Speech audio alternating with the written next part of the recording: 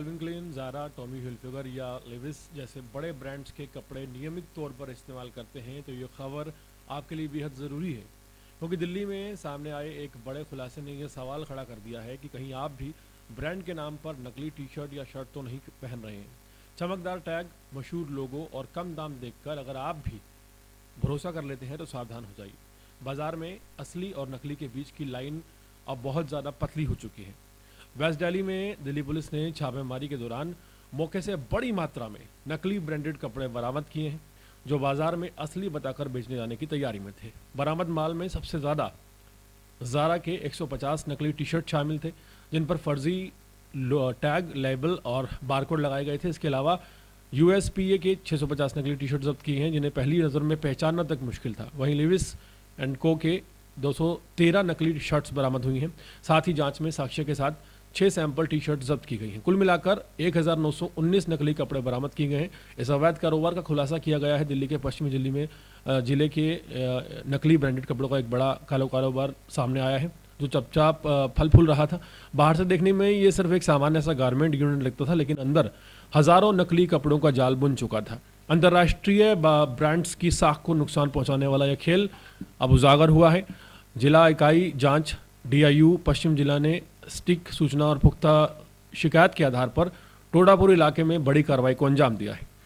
मामले की जांच तब हुई जब विश्व प्रसिद्ध brand Calvin Klein, Zara, Tommy Hilfiger और लेविस स्ट्रेट्स एंड को और USPA के अधिकृत प्रतिनिधियों ने पश्चिम दिल्ली में बड़े पैमाने पर नकली कपड़ों के निर्माण और बिक्री की शिकायत दर्ज कराई।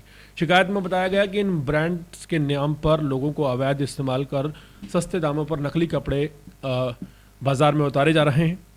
शिकायत मिलने के बाद DIU ने पूरे मामले की गहराई से जांच शुरू की। ट्रेडमार्क और कॉपीराइट से जुड़े दस्तावेजों का सत्यापन किया गया और ट्रेडमार्क अधिनियम 1999 की धारा 115(4) के तहत रजिस्ट्रार ऑफ ट्रेडमार्क से अनिवार्य कानूनी राय प्राप्त की गई। सभी औपचारिकताएं पूरे होने के बाद अचानक छापेमारी की योजना बनाई गई। 7 जनवरी 2026 को DIU पश्चिमी जिला की टीम ने टोडापुर स्थित एक अपर ग्राउंड पर छापा मारा। ये कार्रवाई पूरी तरह से कानूनी प्रक्रिया के तहत की गई। शिकायतकर्ता कंपनियों के अधिकृत प्रतिनिधि की मौजूदगी में ये किया गया। जैसे ही पुलिस टीम अंदर दाखिल हुई, वहाँ का नज़ारा चौंकाने वाला था।